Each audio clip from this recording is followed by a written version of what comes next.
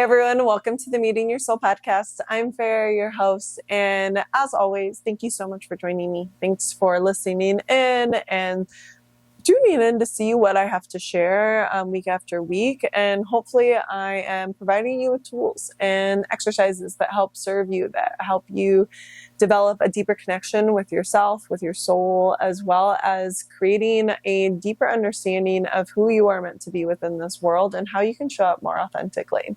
Ultimately, that is what I desire. That's what I'm hoping for. And that is what I designed this podcast around, is to be able to share some of the things I've learned over the years after over a decade of self-discovery, spiritual studies, and also just being able to gain that awareness through meditation and through ancient practices that have been passed down for thousands of years. So this week, with the solar eclipses that are occurring, I thought, let's go there. Let's talk about releasing something that maybe you're holding on to. This is a eclipse in Libra, and Libra tends to be associated with partnership, kind of with diplomacy, with fairness all around, and with this idea of kind of shedding maybe some old belief, some patterns that have really been holding you back from being able to create a more intimate and divine connection with yourself, as well as with the people around you.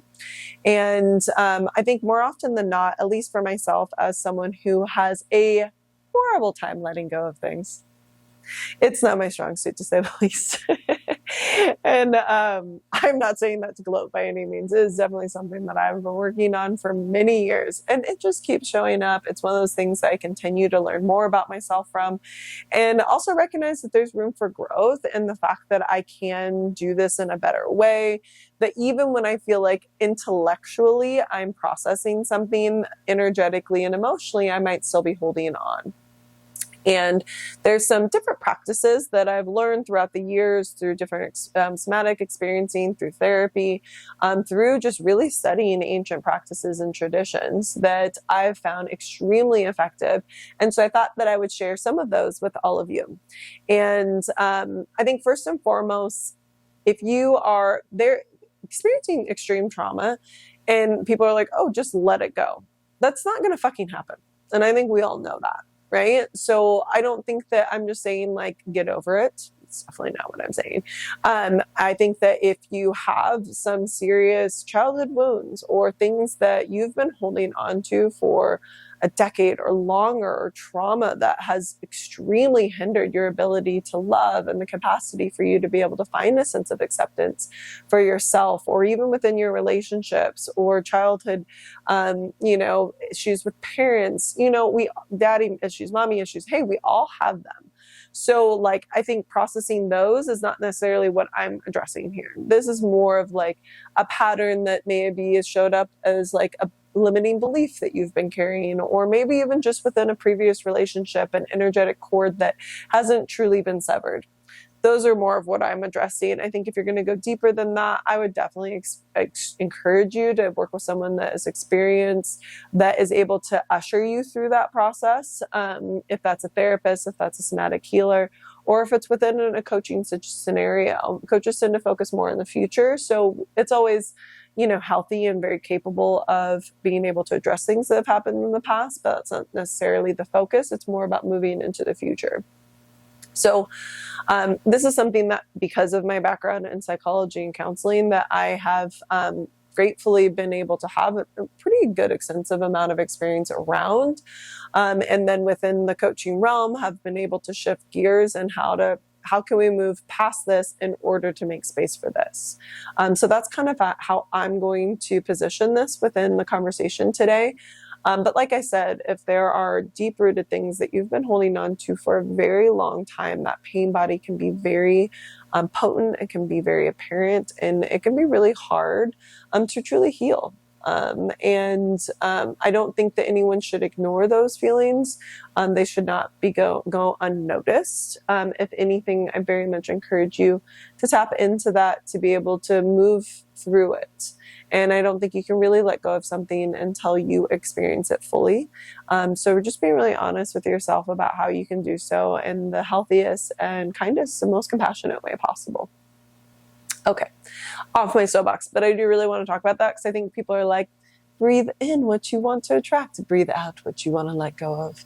And that's one of the exercises. I do that on a regular basis, but is that maybe a fleeting moment where I'm just like feeling a little bit of anxiety and I'm trying to usher in some calmness within my mindset and my body?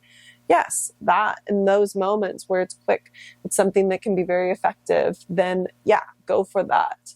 But when it's these deep, heal wounds that have been around for a very long time and were created from, deep, core memories that really, shaped who you are as a human, those aren't going to just go away with an exhale breath. I'll tell you that right now. So that's why I address it in the way that I do. Nonetheless, I do have some things that I think are extremely useful and have been extremely useful for me too, and have been practices that I think, I've learned through therapy. I've learned through, different teachings within yoga, Buddhist practices, all these things. Like I've done this type of work for so long because it's something I struggle with so much. And, yeah, let's go ahead and dive in. And one of my first practices that I like to do to be able to kind of like relinquish any feelings that you might be kind of almost like something happens, something shitty happens, all right? Get in a fight with one of your friends or with your partner, or maybe even this idea that, something is, innately wrong with you even, like sometimes we have these programs, we have these thoughts in our minds that we've been holding on to for a very long time. And to be able to truly let go of them, I think you have to get to the core of them. And to be able to get to the core of them, the only way you're going to be able to do that is if you feel it fully, and then to be able to move through it, not just past it. Okay, one of my teachers, Sylvia Mardini, used to always say, you have to say hello to something before you can say goodbye to it. And first and foremost, you got to say hello. So if you're struggling to feel a certain feeling or an emotion, being able to just sit with that. When I used to work for Teen Link, we used to always tell our phone workers, sometimes you just got to sit in the shit, Who likes doing that? Nobody. But sometimes that's the only way to really get over something. Like you can't say, oh, I'm good, I'm fine, everything's okay, but you haven't cried. Or, oh, no, that didn't actually upset me, when you're just repressing an emotion and shoving it down. That's not moving past it. That's repressing it. That's ignoring it. That's avoiding it. And again, I am a champion, captain, professional. I'm a professional at avoiding attachment style. I'm an avoidant attachment style. So I am very good at just being like, no, I'm fine. That didn't happen. We're good. Everything's good. We're okay. No. Didn't even affect me. Didn't even notice. I didn't even feel any way about it. Crazy concept. Now I do. I feel a lot. But I also intellectualize my feelings a lot. I overanalyze my feelings a lot. So it's really easy for me to I'm like kind of like almost compartment. Why do I always fuck up that word? I don't know why. I tend to like put different things into different compartments. You know what I'm trying to say that. I don't even fucking care. But I tend to like, because I'm a Taurus moon. So Taurus moons are very like structured, organized. So we like to have things in like, it's like, I've thought about this. This is here for this reason. I'm very even keeled. I'm very calm. That's how I process my emotions, is even though I'm a Cancer, which is the most emotional train wreck on the freaking zodiac signs. But there's a part of me, and how I actually process my emotions is I like to process them by objectively reviewing them. I know. Weird, right? So I will like look at something, I'll be able to like kind of think about it, be like, okay, I feel this way for this reason. This is why this is coming up for me. And this is how I'm going to move past it. And I can be like super systematic and just be like, boop, boop, boop, cut and dry. We're moving through it. But my darling Cancer sun will not let me do that. So I have to feel things fully before I'm able to truly let it go. Otherwise, in the back of my mind, it's always still usually there. So I feel you on, especially like Aquariuses or Capricorns, those types of signs. It's easier for you to just like brush past it. Sages don't even feel it. You are good. You've like exploded for 2 seconds and you've moved on so quickly that it's like it never happened. Know yourself. And I would say, if you're interested in astrology, look up your moon sign. If you don't know your moon sign, all you need to know is the date and year that you're born. Look it up on Cafe Astrology. That's how you process your emotions. So mine's Taurus moon, so that's what I was bringing up before. But I would say look into that, and it would really give you some insight of how you actually can best and effectively move through your emotions and be able to really address them in a more compassionate, loving way. And I love astrology because I think it gives us a deeper understanding of who we are, and also gives us tools to be able to learn about ourselves and hopefully to be able to be more effective in how we approach situations and how we actually kind of evolve. And so for me, I know that I like to push it slightly up to the side, organize it in a very detailed manner, and move on and catalog them away the way that I feel like they need to be. But at the same time, I think feeling things fully allows the energy to move through us.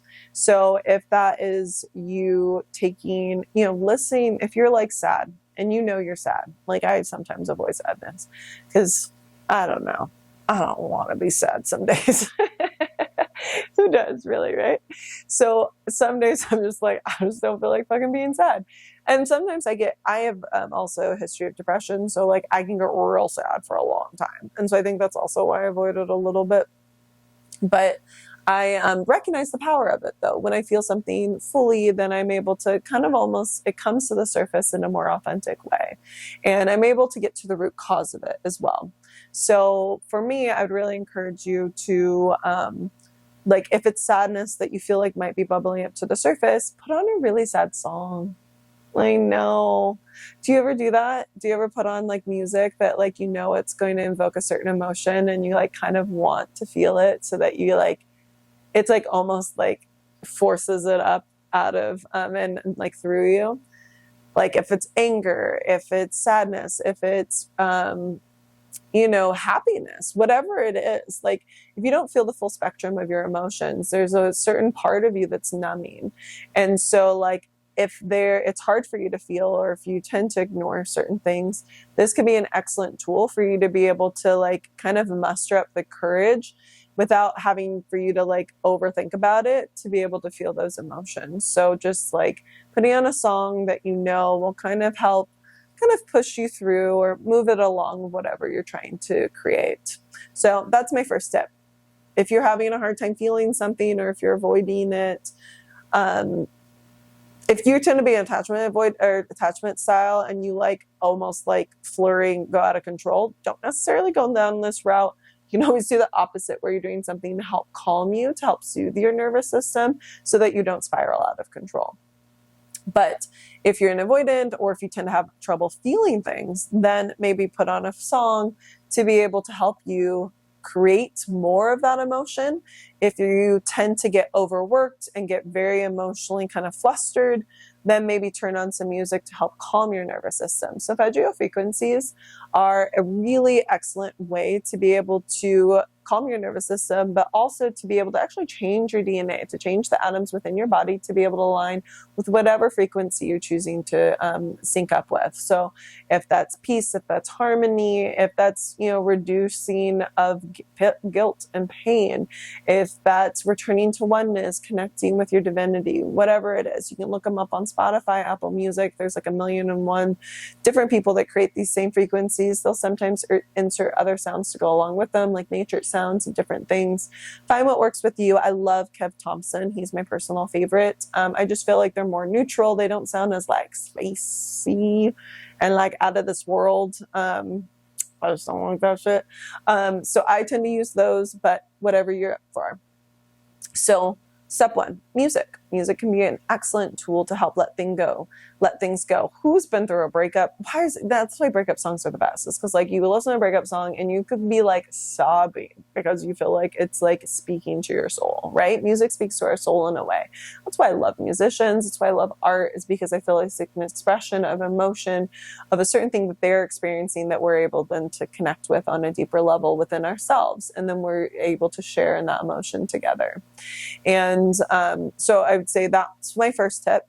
And then I would then go one step further once you've kind of brought all of this to the surface to be able to write about it. You know, sometimes just feeling it can also leave us feeling really raw, can leave us feeling a little stressed or just like not in a good space, you know?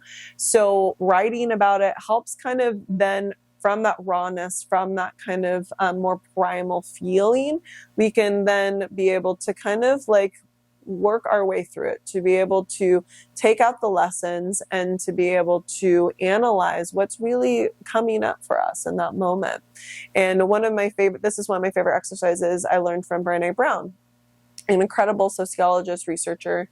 If you haven't heard of her, which you must be living under a rock because pretty much everyone knows Brene Brown, or you might just not be someone that's extremely interested in sociology and psychology. That also could be the case. So no judgment either way, but look her up. And she talks about your shitty first draft. And so much of her studies revolve around vulnerability and the power of vulnerability. And one of the only ways that you can feel vulnerable once you can only be in touch with your emotions is if you understand them and if you give yourself the space to do so. And again, I tend to, I'm good. So I will write as she calls it, shitty first draft. And so I will literally like be going through something and I will write down all the feels. All right. I will literally like every like insecurity, every thought that revolves around a certain particular scenario, I'll just dump it all out into paper. And if you've already kind of like brought yourself into this state of feeling, it can be an excellent way to help kind of just like delve that much deeper, but from more of an objective point of view. You know, our feelings can get really messy. They can feel a little overwhelming. So to be able to like kind of like extract that from you, to be able to put it into that more analytical form of writing, of intellectualizing it, can then help us understand ourselves on a deeper level.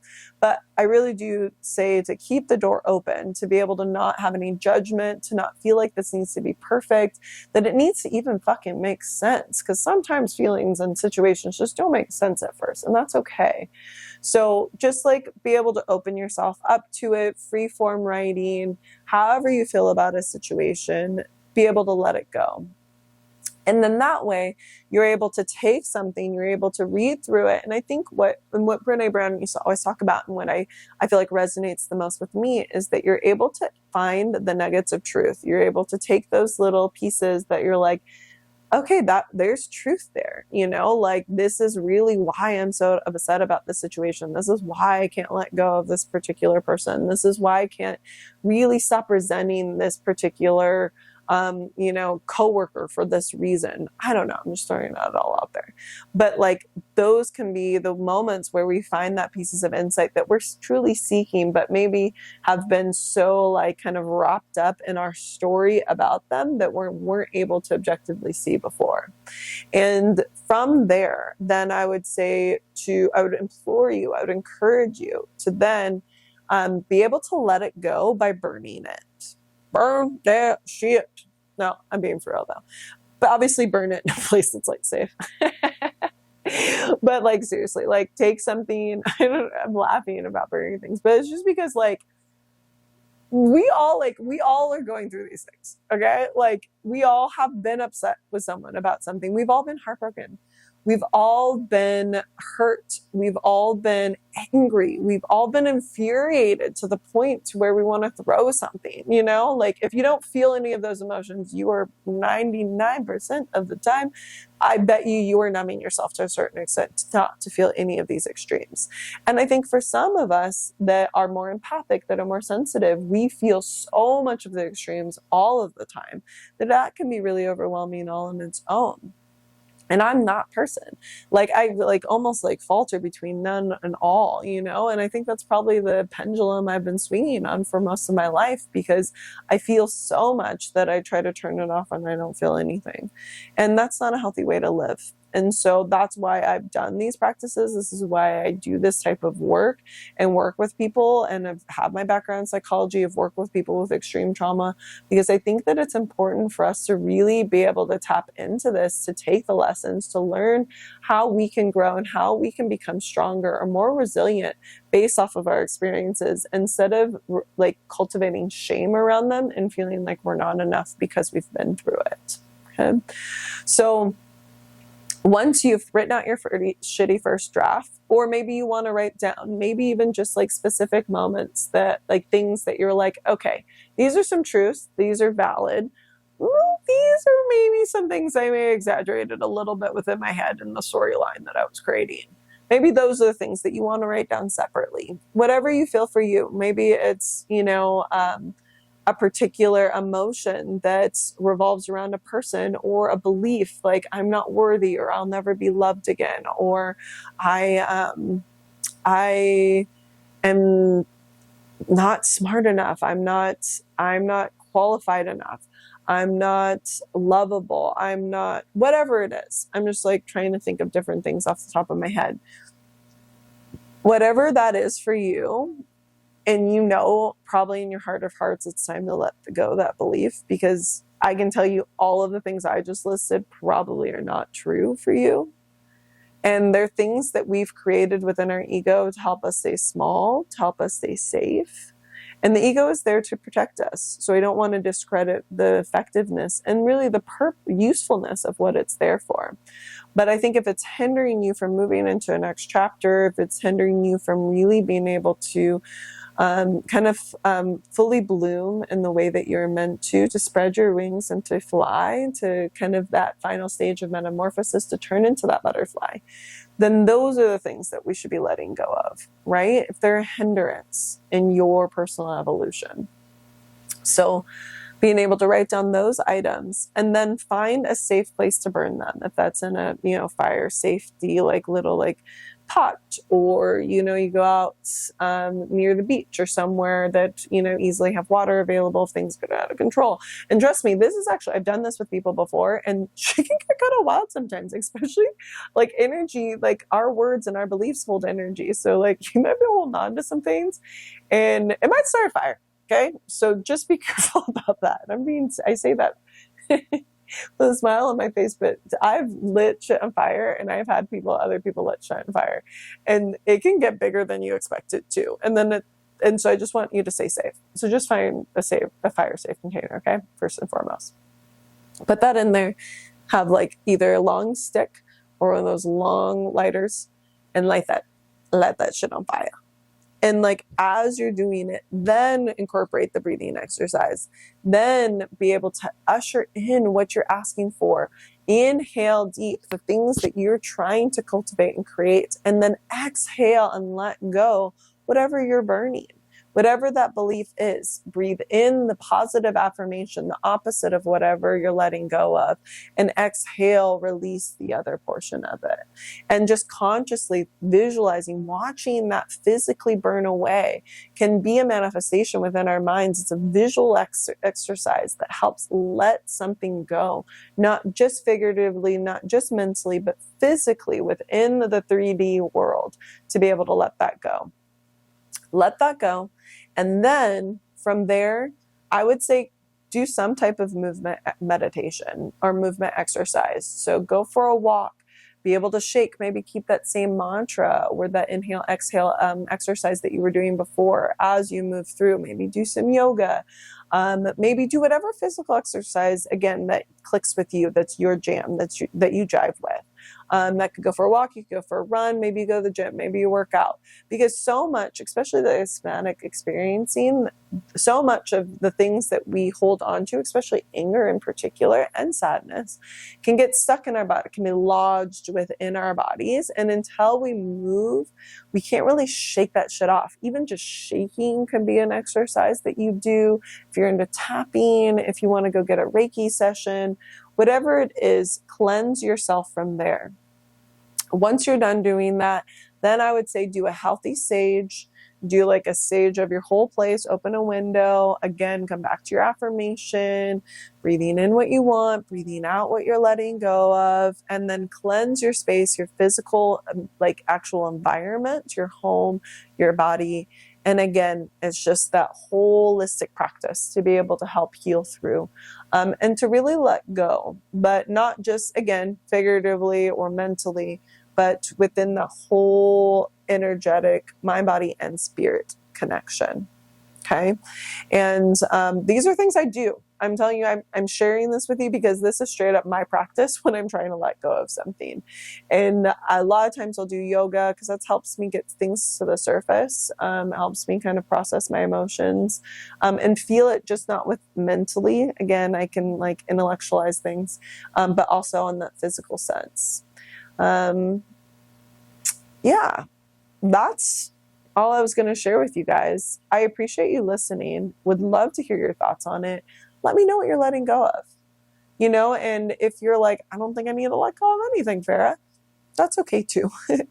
Right? So like, and I think this era, this time that we're in right now is really just relationship patterns, with those, our eclipse in Libra. So maybe even just like evaluating, maybe some areas where you can find deeper connection with, yourself, with others, where you can incorporate maybe a more balanced approach to your own self-care, for your own self-love towards you as an individual, to be able to lean into maybe more of this idea of what's holding you back from creating a deeper and more genuine,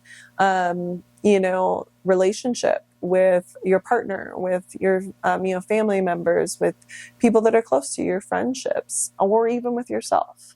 All of these can be different opportunities for you to be able to, again, how can I connect deeper with my soul? How can I create that deeper connection with who I truly am deep within? Alrighty. I love you. Thank you so much for listening. I hope this was helpful. And I will see you later this week as I delve into an interview.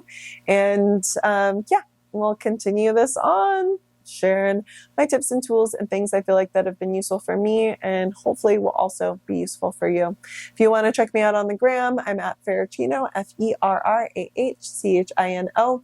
Or if you want to check out my website to check out some of my coaching techniques, and also my services, online programs, chakra meditations, and 21 days of mindfulness, I am at coachingwithfarrah.com. Thanks. Peace out.